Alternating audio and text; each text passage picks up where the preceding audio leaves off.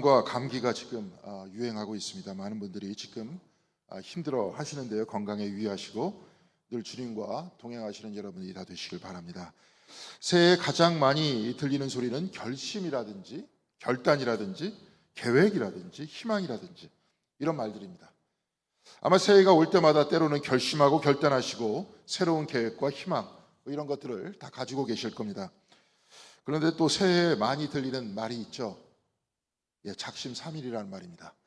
몸에 안 좋은 습관을 끊는다고 하면서 열심히 노력하지만 대부분 몸에 좋지 않은 것은 중독성이 있기 때문에 3일을 넘기기가 힘들어서 작심삼일이라고 이렇게 말하는 겁니다. 이렇게 보면 사람의 행동은 결단으로 잘 되지 않는다 하는 것을 알 수 있습니다. 뜻과 결단으로 사람의 행동이 만들어지면 얼마나 좋겠습니까마는 안타깝게도 그게 힘든 게 사실입니다. 이런 결단에 관해서 말할 때 과거 마라톤 선수인 손기정 선수의 양정고등학교 스승이고 일제시대 성서조선이라는 기독교 사상 잡지를 발행하다가 옥고를 치르셨던 김교신 선생이 생각나는데요.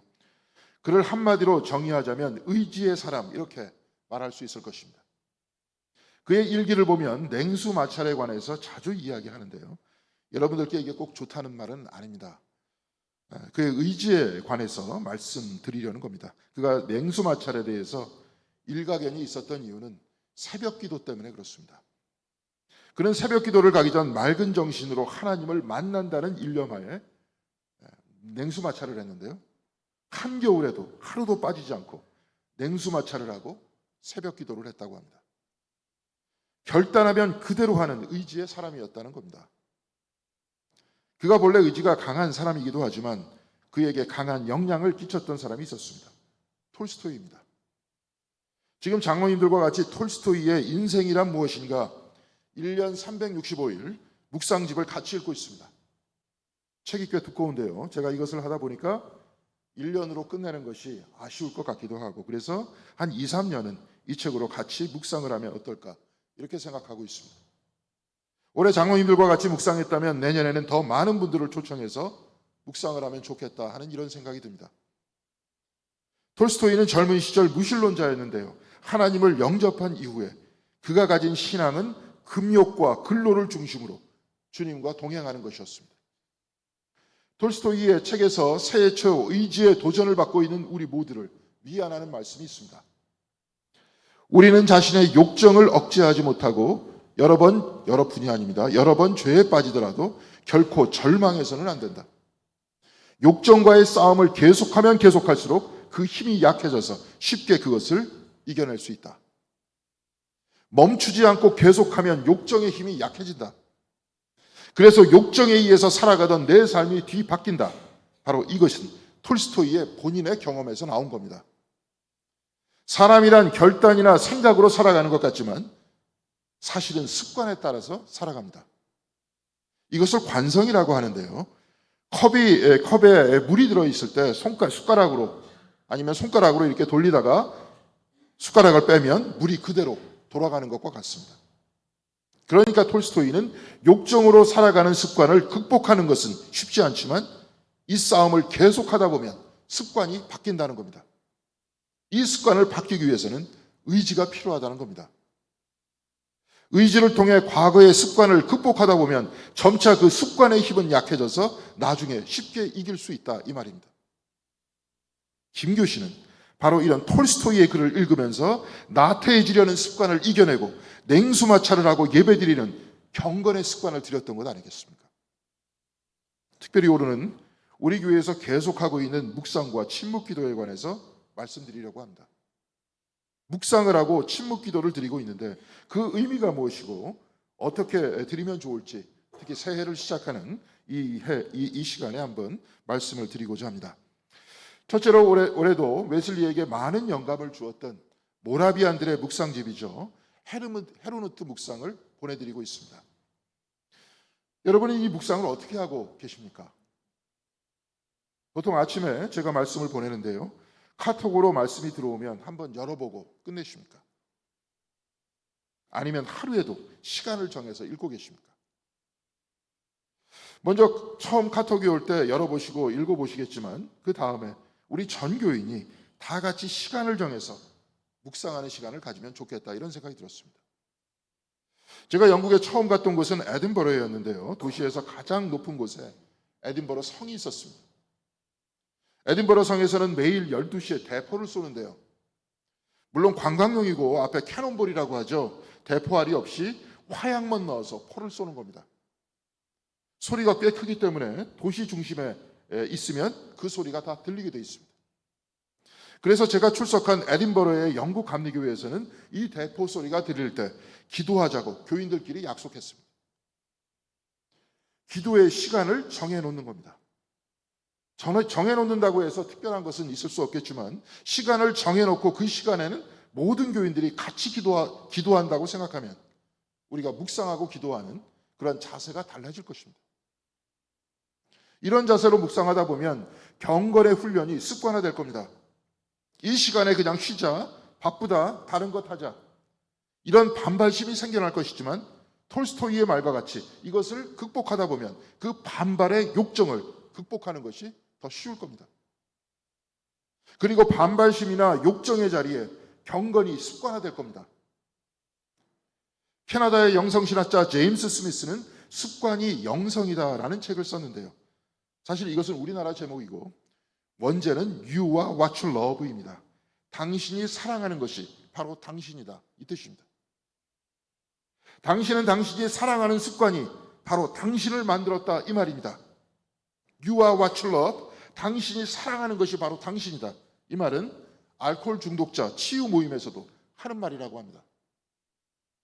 바로 이때 제일 앞에 하는 말이 당신이 가장 사랑하는 것이 바로 당신을 이곳까지 데리고 왔다, 이 말입니다. 그런데 만일 묵상이 습관이 된다면, 묵상과 경건의 시간이 내가 사랑하는 것이 되어서 나를 만들어낸다면 과연 어떻게 되겠습니까? 예배가 우리를 만들고 기도가 우리를 만들고 찬양이 우리를 만들어내면 어떻게 되겠습니까? 신앙인이 된다는 것은 세상의 사람들과 다르게 살겠다는 겁니다. 습관이 영성이라는 말과 같이 세상 사람들과는 다른 습관과 다른 관성 안에서 살아가겠다는 겁니다. 마찬가지로 주일 예배를 11시에 드리듯이 온 교회의 교우들이 평일 11시가 되면 다 같이 보내준 말씀을 읽을 수 있을 것입니다.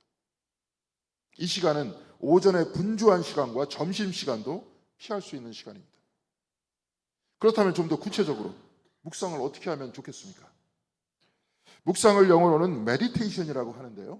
이 뜻은 반복해서 말씀을 읽는다는 뜻입니다. 경험해 보신 분들은 알겠지만 성경 구절을 한 10절 정도, 10절 정도 읽는다고 하면 한 번 읽고 끝내는 것보다 3번, 4번 집중하면서 읽으면 달라집니다. 그날 보내드린 말씀을 3번, 4번 읽다 보면 내 마음에 떠오르는 해석이 생깁니다. 그런데 이것으로 끝내는 것이 아니라 좀 더 진지하게 말씀을 묵상하기 위해서는 묵상 노트를 가지고 있으면 좋습니다.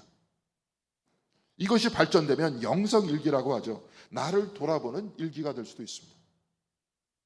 예를 들어서 지난 1월 8일에는 이런 말씀이 있었습니다. 한번 보겠습니다. 주님 앞에서 사람들이 마치 추수 때 기뻐하는 것처럼 기뻐합니다. 이사야서 9장 6절 말씀입니다. 땅이 자주 내리는 비를 흡수하여 농사짓는 사람에게 유익한 농작물을 내주면 그 땅은 하나님으로부터 복을 받습니다. 히브리서 6장 7절 말씀입니다. 이 말씀을 중심으로 그때 헤르무트 묵상집을 만든 분들은 우베 자이텔이라는 분의 글을 인용했는데요. 너희는 축제로 하나님을 찬양하라. 힘 있는 행위들로 그를 찬양하라. 손에 힘을 다하여 하나님을 찬양하라. 예리한 사유로 그를 찬양하라. 질문으로 하나님을 찬양하라. 결정으로 그를 찬양하라. 개방적 태도로 하나님을 찬양하라. 환대로 그를 찬양하라. 다른 민족들의 말로 하나님을 찬양하라. 먼 나라의 음악으로 그를 찬양하라. 너의 침묵으로 하나님을 찬양하라. 온갖 소리로 하나님을 찬양하라. 너의 호흡으로 그를 찬양하라. 너의 몸으로 하나님을 찬양하라. 노인들과 젊은이들아 주님을 찬양하라. 이렇게 되어 있습니다. 이사야서 9장 6절과 히브리서 6장 7절은 하나님이 주신 것에 대해서 기뻐한다, 이 말씀입니다. 그리고 우베 자이탈이라는 분은 하나님을 찬양하라고 했습니다. 이사야서와 히브리서 그리고 우베 자이탈의 기도문을 한데 묶어보면 하나님이 주신 것에 기뻐하며 하나님을 찬양한다 이 말입니다. 반복해서 읽다 보면 해석이 나올 수 있다 했습니다. 이 말씀을 전체적으로 보면 하나님은 주시고 우리는 찬양한다는 겁니다. 주시는 것을 은혜라고 하고 찬양은 그 은혜를 받아 우리의 기쁨과 감사를 올려드리는 겁니다. 우베 자이틀의 글을 읽어보면 모든 것이 하나님께서 주신 것이니 그 모든 것으로 하나님을 찬양한다 했습니다. 축제를 하게 하셨으니 축제로 찬양하고 힘을 주셨으니 힘 있는 행위로 찬양하고 손에 힘을 주셨으니 손에 힘을 다하여 찬양한다 했습니다. 하나님이 생각하게 해주셨으니 예리한 사유로 하나님을 찬양하고 질문할 수 있는 능력과 궁금함을 주셨으니 질문으로 찬양하고 살다 보면 내 결점도 생길 수 있으니 결점으로도 찬양하라 했습니다. 소리로 호흡으로 몸으로 젊은이는 젊음으로 늙은이는 늙음으로 찬양하라 했습니다. 이렇게 글을 나름 해석하면서 글을 적을 수 있습니다. 때로는 질문할 수 있습니다. 때로 속회방에서 토론하면서 말씀을 나누면서 생각을 나눌 수 있습니다. 이렇게 떠오르는 생각과 해석을 또한 감동을 노트에 준비한 노트에 적고 이것이 계속되면 이 묵상이 습관이 되는 겁니다. 처음에 이 습관을 만들어내기 쉽지 않지만 내가 의식적으로 계속하다 보면 아침에 세수하고 이빨 닦듯이 묵상은 하나의 관성이 되는 겁니다. 이 훈련이 습관이 되고 이런 노트가 쌓이다 보면 신앙이 성장하는 겁니다. 이 묵상을 통해 성서의 말씀과 기도가 내 삶에 스며드는 겁니다. 교회 다니는 사람에서 신앙인이 되는 겁니다. 남들이 말하는 하나님을, 남들이 만났다고 하나님을 이제 내가 만나는 겁니다. 이제 새해가 시작됐습니다. 그리고 앞으로도 묵상도 계속될 것입니다. 기왕이면 묵상 노트도 마련하고 말씀을 좀 더 깊게 성찰하면서 하루를 보내시기 바랍니다. 11시에 묵상을 시작해서 10분에서 15분만 활용하면 이것이 계속되다 보면 내 인생이 바뀔 수도 있습니다. 세상을 이긴다는 것이 무엇이고 영생을 확신한다는 것이 무엇이고 그리스도를 따라 그리스도의 제자로 사는 것이 무엇인지 남들의 말만 듣다가 이것이 내 삶의 사실이 될 수 있습니다. 그 시작점은 묵상을 습관화하는 데 있다는 겁니다. 둘째로 우리 교회에서는 매일 아침 저녁 하루에 2번 현존 기도를 드리시는 분들이 있습니다. 올해도 이민재 목사님이 오셔서 이 현존 기도를 더 발전시킨 향심 기도를 강의하실 것입니다. 저는 그때 모든 교우들이 참여하시면 좋을 것 같습니다. 그날에는 오후에 임원회도 하는데요. 전체 임원 수련회도 하는데요. 2월 17일입니다. 미국 프란시스칸 수도사이자 영성신학자인 리차드 로어는 그의 책 Universal Christ, 보편적 그리스도라는 책에서 Christ is not Jesus' last name, 그리스도는 예수의 성이 아니다 이렇게 말했습니다. 외국인들은 성이 앞에 있는 것이 아니라 뒤에 있으니까 예수 그리스도 하면 그리스도가 예수의 성이 아니라는 겁니다. 그리스도는 2000년 전에 오셨던 예수 이전에도 이미 계셨던 분입니다. 이에 관한 성경 구절은 많은데요. 리차드 로어는 특히 오늘 우리가 읽은 요한복음 1장 1절에서 3절까지의 말씀하고 창세기 1장 1절에서 3절까지의 말씀을 중심으로 그의 책을 구성하고 있습니다. 먼저 요한복음 1장 1절에서 3절까지의 말씀을 읽어보겠습니다. 짧은 말씀이니까 같이 한 목소리로 읽어보도록 하겠습니다. 태초에 말씀이 계셨다. 그 말씀은 하나님과 함께 계셨다. 그 말씀은 하나님이셨다. 그가 태초에 하나님과 함께 계셨다. 모든 것이 그로 말미암아 창조되었으니 그가 없이 창조된 것은 하나도 없다. 태초에 말씀이 계셨다고 했습니다. 태초에 말씀이 계셨다면 그 말씀 이전에는 무엇이 있었겠습니까? 말씀 이전에 침묵이 있지 않았겠습니까? 자, 제가 말씀을 멈춰보겠습니다.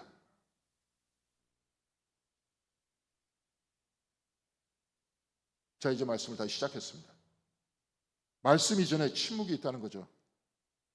또한 침묵은 태초에만 있는 것이 아닙니다. 지금도 이 자리에 있습니다. 여러분, 제 목소리가 여러분 귀에 들리는 이유는 침묵이 있기 때문에 제 목소리가 들리는 것 아닙니까?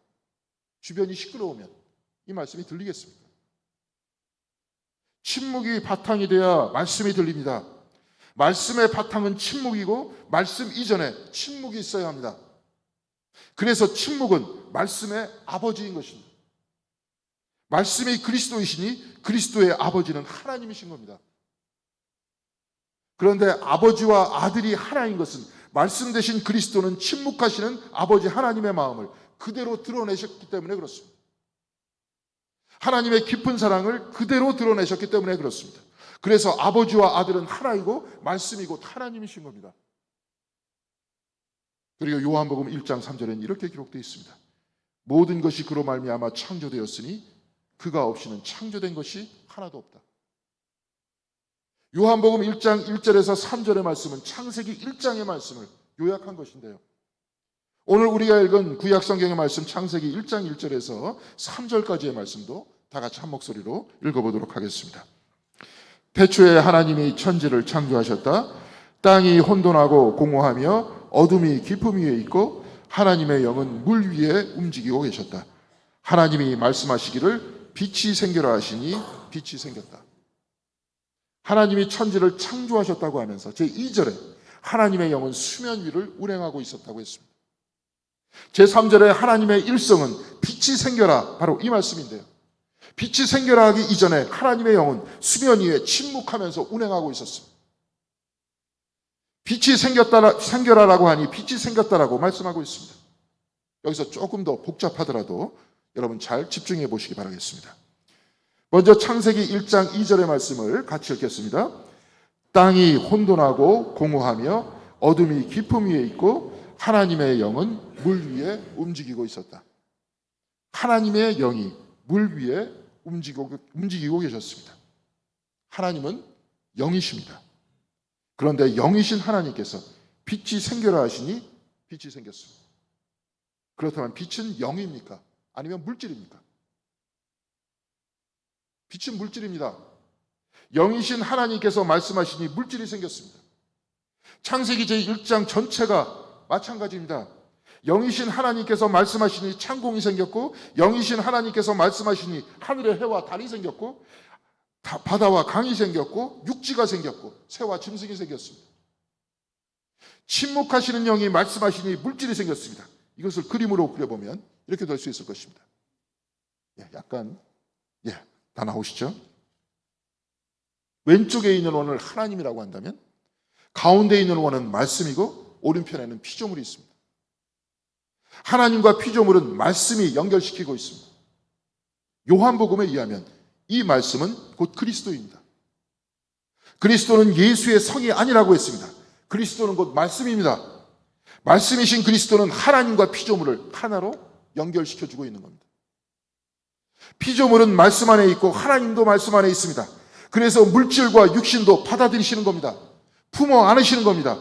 우리의 영만 사랑하시는 것이 아니라 우리의 몸도 사랑하시고 이 세상도 사랑하시고 자연과 우주도 사랑하시는 겁니다. 리차드 로우는 이렇게 말했습니다. 믿음이란 내가 하나님께 받아들여졌다는 것을 받아들이는 것이다. Faith is accepting what I am accepted. 이렇게 말했습니다. 믿음이란 저와 여러분을 이미 하나님께서 받아들이셨다는 것을 내가 받아들이는 겁니다. 하나님께서 받아들이셨다. 이렇게 말씀하셨는데요. 좀 전에 그림을 다시 한번 보겠습니다. 말씀이 곧 그리스도께서 피조물을 받아들이고 계십니다. 말씀이 그리스도께서 저와 여러분을 받아들이고 계십니다. 하나님 편에서는 말씀으로 세상을 창조하시고 우리 편에서는 말씀 대신 그리스도께서 우리를 받아들이셔 하나님과 연결시키십니다. 바로 이것이 구원입니다. 이미 받아들이셨습니다. 이것을 받아들이는 것을 믿음이라고 하는 겁니다. 그리스도는 예수의 성이 아닙니다. 예수께서 이 땅에 오시기 전에 하나님의 말씀이 있었고 말씀을 통해 그리스도를 통해 하나님의 사랑을 통해 세상이 만들어졌다는 겁니다. 특별히 하나님께서 우리를 구원하시는 방식은 그야말로 하나님 사랑의 드라마였습니다. 요한복음 1장 14절에 말씀이 육신이 되어 우리 가운데 사셨다 이렇게 말씀하고 있습니다. 저와 여러분을 받아들이는 방식은 하나님의 사랑이신 말씀이 육신이 되어서 우리 가운데 오셔서 우리와 같이 아파하시고 우리와 같이 상처를 당하시고 우리와 같이 죽음이 되셨습니다. 그래서 우리 모두를 온전히 받아들이시는 겁니다. 온전히 우리를 구원하시는 겁니다. 바로 이것을 받아들이는 것, 우리를 받아들이신 것을 받아들이는 것을 믿음이라고 한다고 했습니다. 그래서 우리는 지금 침묵 기도를 하기 전에 하나님께서는 우리를 감싸시고 우리 안에 있어 우리와 늘 같이 계시다고 먼저 이야기합니다. 하나님이 내 앞에 계시고, 하나님이 내 오른편에 계시고, 하나님이 내 왼편에 계시고, 하나님이 내 위에 계시고, 하나님이 내 아래에 계시고, 하나님이 내 뒤에 계시고, 하나님이 모태에서 나를 하나님의 형상으로 창조하시고 지금까지 사랑한다고 고백하고, 그리고 하나님께서 내 안에 현존하신다고 고백하면서 기도를 시작합니다. 침묵하는 이유는 하나님의 사랑을 받아들이기 위해서 침묵하는 겁니다. 하나님의 말씀을 통해, 하나님이 이 말씀을 통해 나를 받아들이셨다는 것을 받아들이기 위해서 침묵하는 겁니다. 하나님은 침묵하면서 말씀하셨고, 이 말씀이 세상을 창조했습니다. 이 말씀은 곧 하나님의 사랑이라고 했습니다. 그래서 내 생각에서 말이 나오는 것이 아니라 내 잡념과 내 탐욕과 내 분노와 내 상처와 내 행동에서 우리는 말이 나오지만, 하나님께서는 사랑에서 말이 나옵니다. 하나님의 사랑에서 말이 나오고, 하나님의 사랑으로 하나님이 행동하십니다. 마찬가지로 우리가 침묵하는 것은 내 생각과 내 잡념과 내 탐욕과 내 분노와 내 상처에서 나를 행동하게 하는 것이 아니라 하나님의 사랑에서 말이 나오고 하나님의 사랑으로 행동이 나오게 하기 위해서 침묵하는 겁니다. 침묵하면서 하나님의 사랑을 받아들일 때, 말씀을 받아들이고 그리스도를 받아들일 때, 그 어느 순간에 하나님의 사랑이 내 가슴에 다 닿을 때가 있습니다. 마음에 확신이 들 때가 있습니다. 웨슬리가 갑자기 마음이 뜨거워지는 것을 느꼈다고 했듯이, 내 의지와 상관없이 내 사랑이 내 마음으로부터 솟아오를 때가 있습니다. 내 안에 현존하시는 하나님의 활동을 내가 느끼는 겁니다. 받아들일 수 없는 나를 이미 받아들이시고, 지금도 죄 많은 나를 품어주시고, 지금도 마국간과 같이 정리되지 않은 깨끗하지 못한 이 마음 안에 현존하시는 하나님이 활동하는 것을 내가 느끼는 겁니다. 그 전까지 내 욕망과 상처와 질투와 잡념 속에 하나님의 사랑이 나를 덮고 내 안에서 움직이고 있다는 사실을 알지 못하고 있었지만, 침묵이 깊어지면 이제 하나님을 만나고 하나님을 체험하고 하나님이 내 안에서 활동한다는 것을 내가 경험하는 겁니다. 그래서 침묵하는 이유는 사람의 사랑의 사람이 되기 위해서, 그래서 침묵하는 겁니다. 하나님의 사랑을 내가 경험하고 그 사랑 안에서 말하고 행동하기 위해서 침묵하는 겁니다. 사랑하는 성도 여러분, 요즘 우리나라를 보면 어디 똑똑한 사람이 없어가지고 한숨이 나오는 겁니까? 잘난 사람이 없어서 미래가 보이지 않는 겁니까? 그러지 않는 겁니다. 사랑하는 사람이 없어서 그러는 건 아닙니까? 침묵 기도는 사랑의 사람이 되게 하는 겁니다. 비록 저도 아직 한참 멀었지만, 지금은 그 사랑이 무엇인지 희미하게나마 알고 있지만, 침묵 기도는 하나님의 사랑이 나를 인도한다는 것을 확실히 알게 하기 위해서 침묵하는 겁니다. 저도 이제 희미하게나마 그것이 무엇인지는 알 것 같습니다. 사랑하는 성도 여러분, 이제 벌써 1월 둘째 주입니다. 묵상은 매일 우리 주변에 있고, 교우 여러분들 중 일부는 침묵 기도를 한다면서 매일 카톡방에 올리고 계십니다. 그분들도 희미하게나마 하나님의 사랑을 느끼셨을 겁니다. 이제 우리 교회의 기도가 이제 2024년에는 더욱더 깊어지는 한 해가 되길 바랍니다. 묵상과 침묵의 훈련을 통해서 하나님과 동행하시고 사랑의 사람이 되는 제자의 길로 걸어가시는 저와 여러분들이 다 되시길 바랍니다. 그래서 2023년과는 다른 2024년, 그래서 2024년에는 더욱더 깊은 사랑의 삶을 사시는 저와 여러분들이 다 되시기를 주님의 이름으로 간절히 기원드리겠습니다. 기도하시겠습니다.